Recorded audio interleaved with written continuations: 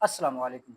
आज हम बहुत ही अहम और नाजुक मसले पर बात करने वाले हैं, यानी कि हमल का बार बार ज़ाया हो जाना। इसे हम मेडिकल की ज़बान में रिकरेंट प्रेगनेंसी लॉस कहा जाता है। बहुत सारी खवातीन को बार बार मिसकैरेज का सामना करना पड़ता है, लेकिन उनको समझ नहीं आती कि आखिर इसके पीछे असल वजह क्या है।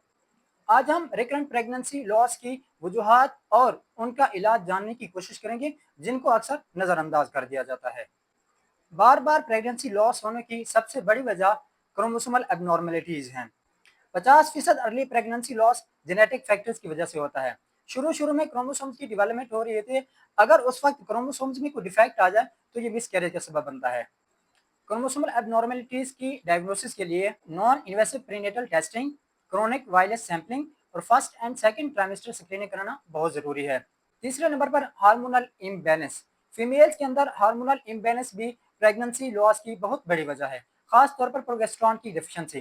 प्रोगेस्ट्रॉन एम्ब्रियो को यूट्रस यानी कि बच्चे दानी के अंदर सस्टेन करने में हेल्प करता है। अगर प्रोगेस्ट्रॉन का लेवल कम हो जाए तो फिर बच्चे का यूट्रस के अंदर कंसीव करना बहुत मुश्किल हो जाता है और इससे मिसकैरेज हो जाती है। इसकी डायग्नोसिस के लिए प्रोगेस्ट्रॉन का लेवल चेक करना बहुत जरूरी है। अगर प्रोगेस्ट्रॉन का लेवल कम हो रहा हो तो इसमें प्रोगेस्ट्रॉन के टैबलेट्स दी जाती है या फिर प्रोगेस्ट्रॉन के इंजेक्शन भी यूज किए जाते हैं, जिससे प्रोगेस्ट्रॉन का लेवल मेंटेन किया जाता है। पांचवें नंबर पर थायराइड प्रॉब्लम्स, खासतौर पर हाइपोथायराइडिज्म भी मिसकैरेज का सबब बनता है। थायराइड प्रॉब्लम्स की डायग्नोसिस के लिए TFTs यानी कि थायराइड फंक्शन टेस्ट कराना बहुत जरूरी है। अगर किसी फीमेल को हाइपोथायराइडिज्म डायग्नोज हो तो उसको थायरॉक्सिन के इंजेक्शन लगाए जाते हैं। छठे नंबर पर अनकंट्रोल्ड डायबिटीज या फिर इंसुलिन रेजिस्टेंस भी मिसकैरेज की बहुत बड़ी वजह है। इसकी डायग्नोसिस के लिए HbA1c या फिर फास्टिंग शुगर जैसे टेस्ट कराए जाते हैं।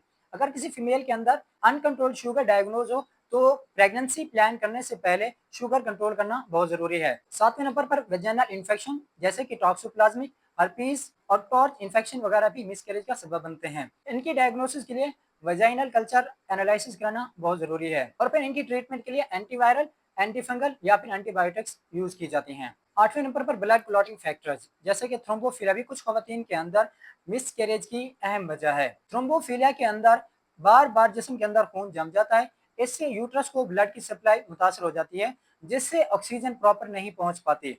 ब्लड क्लॉटिंग एबनॉर्मेलिटीज की डायग्नोसिस के लिए एंटी थ्रोम्बिन 3 या फिर प्रोटीन सी के टेस्ट कराए जाते हैं। अगर किसी फीमेल में थ्रोम्बोफिलिया डायग्नोज होता है तो उसको एस्पिरिन प्लस हेपरिन दी जाती है।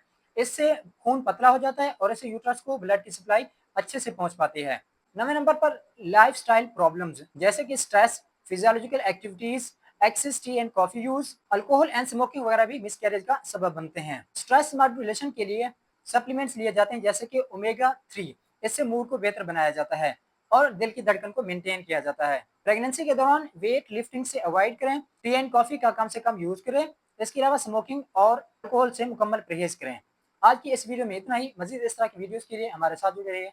अल्लाह हाफिज।